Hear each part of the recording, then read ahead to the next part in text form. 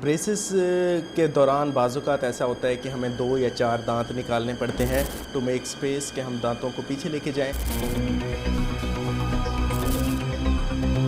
क्या ज़रूरत है दांत निकालने की? बिल्कुल हेल्दी दांत है, ना कीड़ा है, ना कोई मसला है, ना कुछ है। जो एस्थेटिक्स है वो मज़ीद ख़राब हो जाएगी। आपका लिप भी अंदर चला जाएगा, आप चीक्स हैं वो भी, आपका नोज़ भी अंदर को चला जाएगा और एक डिप सा फील होगा, आपको फेस के अंदर फ्लैटनेस आ जाएगी, आपका मुँह अंदर को चला जाएगा।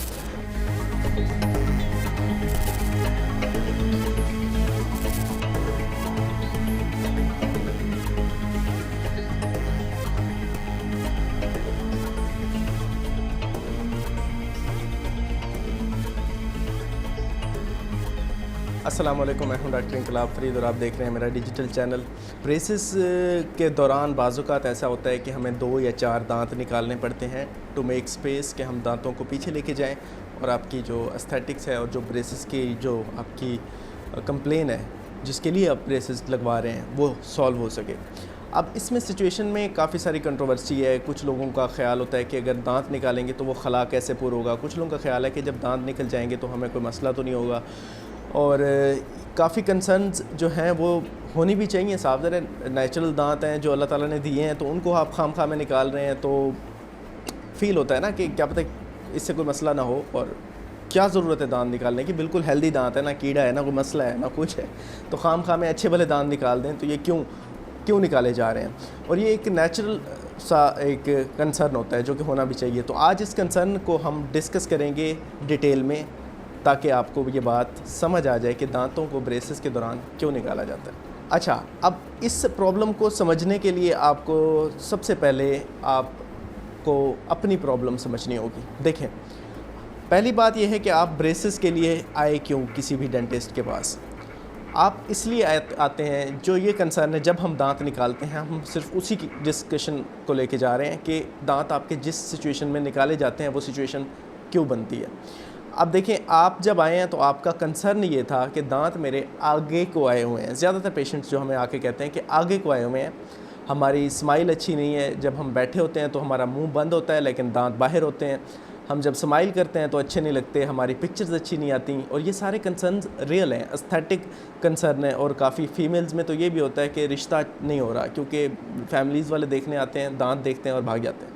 तो ये रियल कंसर्न्स हैं, ये मतलब मजाक की बात नहीं है। तो इस तरह की कंसर्न्स लेके जब आप आते हैं तो पहले देखते ही हम जो देखते हैं वो नज़र भी आ रहा होता है कि आपके दांत बाहर को आए होते हैं, मुंह के बाहर होते हैं, लिप्स के बाहर होते हैं। इस सिचुएशन में हम ज़्यादातर सिचुएशन में जब हम चेक करते हैं तो हम बताते हैं कि भाई पीछे वाले 2 दांत निकलेंगे और फिर हम बाकी दांतों को पीछे लेके जाएंगे। अब यहाँ पे पेशेंट डर जाता है कि यार ये क्या, मैं दांतों को सीधे कराने आई हूँ और ये कह रहे हैं कि जी दांतों को निकालेंगे हम। अच्छा, अब हम एक ही सपोज़ करते हैं कि एक सिचुएशन है, उस सिचुएशन को डिस्कस करते हैं।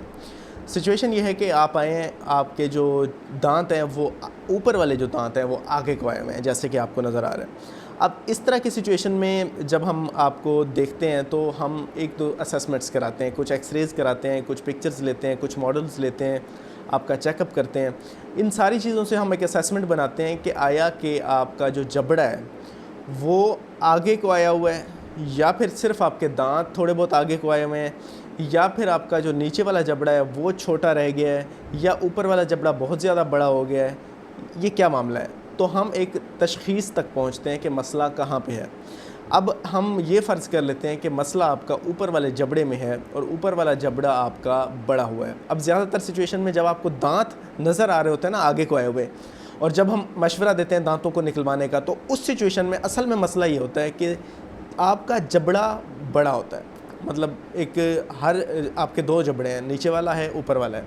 अब दोनों जबड़े की एक प्रोपोर्शन है जबड़ों की कि इन्होंने इस हद तक बड़ा होना है। अब एक जबड़ा अगर हद से ज़्यादा बड़ा हो गया तो वो जबड़ा जब आगे को आएगा तो साफ ज़ाहिर है वो दांतों को भी आगे लेके आएगा।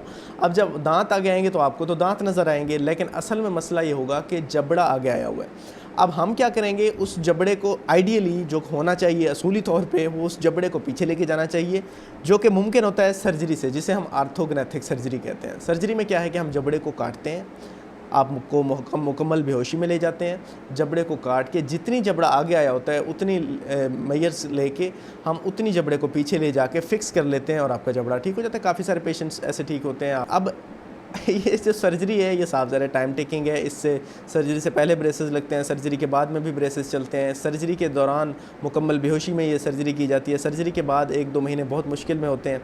तो अक्सर लोग अवॉइड करते हैं और अक्सर पेरेंट्स बच्चों की सर्जरी वैसे अवॉइड करते हैं कि यार रहने दें, इसको छोड़ें। और उस सूरत में होता ये है कि फिर हम ये देखते हैं कि सर्जरी साफ ज़रा एक रिस्क भी है, तो हम कैमोफ्लेज की तरफ जाते हैं। कैमोफ्लेज ये होता है कि आप जितना हड्डी आपकी आगे आई हुई है उतनी आप दांतों को निकाल के स्पेस बनाएं और आगे वाले दांतों को रिट्रैक्ट करके पीछे ले जाएं। तो ये सॉल्यूशन इसलिए होता है कि हम जबड़े की सर्जरी अवॉइड करते हैं और सिंपल तरीके से आपकी जो प्रोफाइल है, जो एस्थेटिक्स है, उसको बेहतर किया जा सकता है। ये डिफरेंट पिक्चर्स आप देख रहे हैं। अब असल में मसला ये है कि आपके जो दांत निकाले जा रहे हैं वाकई में ऐसा है कि दांतों का कोई कसूर नहीं है, लेकिन दांत अजाला कर रहे हैं आपके जबड़े की हड्डी का, जो कि बड़ी हुई भी है।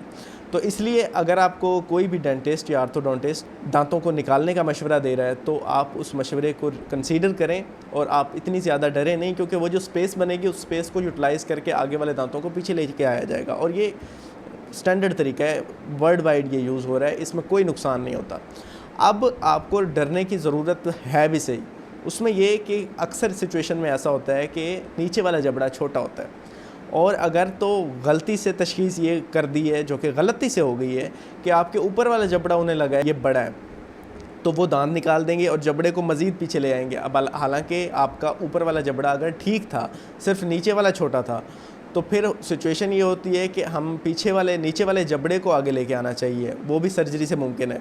लेकिन अब इस सूरत में भी अक्सर ऊपर वाले दांत निकाले जाते हैं। अब इस सूरत में जब आपके दांत निकाले जाएंगे तो पहले ऊपर वाला जबड़ा ठीक है, अब हम 2 दांत निकाल के जब पीछे को लेके जाएंगे तो अब जबड़ा छोटा हो जाएगा।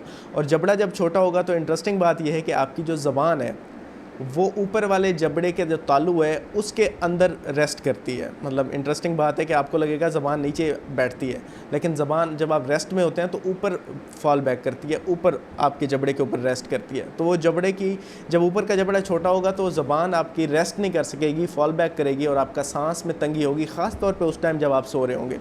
जब आप सोएंगे, आप नींद आएगी आपको, तो आपके जबड़े जो है ना वो छोटे होने की वजह से सांस में तंगी आएगी, आपको स्लीप एपनिया हो सकती है, स्नोरिंग हो सकती है, आपको खराटे आ सकते हैं, बाद में आपको परेशानी हो सकती है, आपके क्वालिटी ऑफ स्लीप डिस्टर्ब हो सकती है। तो इसलिए ये डायग्नोसिस बहुत इंपॉर्टेंट है कि किस जबड़े में इशू है। ये ना हो कि ऊपर वाला जबड़ा ठीक है, हम उसको मज़ीद छोटा कर देते हैं, तो जिसकी वजह से क्या होता है कि आपको एक तो आपकी जो एस्थेटिक्स है वो मज़ीद ख़राब हो जाएगी, आपका लिप भी अंदर चला जाएगा, आपका जो चीक्स हैं वो भी अंदर को चली जाएंगी, आपका नोज़ भी अंदर को चला जाएगा और एक डिप सा फील होगा, आपको फेस के अंदर फ्लैटनेस आ जाएगी, आपका एस्थेटिक जो है फेस वो लेटरल प्रोफाइल, साइड प्रोफाइल जिसे आप कहते हैं, वो अच्छी नहीं रहेगी फेस की, आपका मुंह अंदर को चला जाएगा। तो इसलिए आप ख़ुद भी थोड़ा सा देख लें, अगर आपका लिप आगे को आया हुआ है, अगर आपका होंठ जो है ऊपर वाला वो उठा हुआ है और आपके दांत बहुत ज़्यादा ऊपर वाले बाहर हैं, तो फिर आपको साइड प्रोफाइल से फील भी होता है कि आपका जबड़ा बहुत आगे को आया हुआ है, तो फिर 2 दांत निकाल के पीछे ले जाने से कोई मसला नहीं होता। लेकिन आपको ये देखने की ज़रूरत है, अच्छा इसका एक टेस्ट आप ख़ुद भी कर सकते हैं कि नीचे वाले जबड़े को थोड़ा सा आगे लेके आएँ और फिर साइड से आप देखें। तो आप जब साइड से देखेंगे तो अगर आपका फेस बिल्कुल नॉर्मल फील हो रहा है आपको, सिर्फ नीचे वाला जबड़ा आगे करके लेके आने से, तो बहुत सारे चांसेस हैं कि आपका नीचे वाला जबड़ा छोटा है, ऊपर वाला जबड़ा बिल्कुल ठीक है। ऐसी सिचुएशन में हम ऊपर वाले दांत नहीं निकालते और अवॉइड करते हैं। तो बिल्कुल इसी तरह से अगर आपको नीचे वाला जबड़ा नॉर्मल है और ऊपर वाला बहुत ज़्यादा बढ़ा हुआ है, ये सारे टेस्ट वैसे जब आप आएंगे आपका चेकअप होगा, हम आपसे कुछ एक्सरेज कराएंगे, कुछ क्लिनिकल टेस्ट होंगे, उसके बाद मॉडल्स होंगे, पिक्चर्स होंगी, उसके बाद ये असेसमेंट कम्प्लीटली बनाई जाती है कि आपका प्रॉब्लम क्या है। लेकिन आपको भी पता होना चाहिए कि अगर आपका दांत निकलते हैं तो कोई इतनी परेशानी की बात नहीं है, आपको सिर्फ वक्ती तौर पे थोड़ी बहुत तकलीफ़ होगी जब तक ज़ख़म होगा, उसके बाद वो जगह जो है वो फिल हो जाएगी पीछे वाले दांतों से और आपको कोई परेशानी नहीं होगी।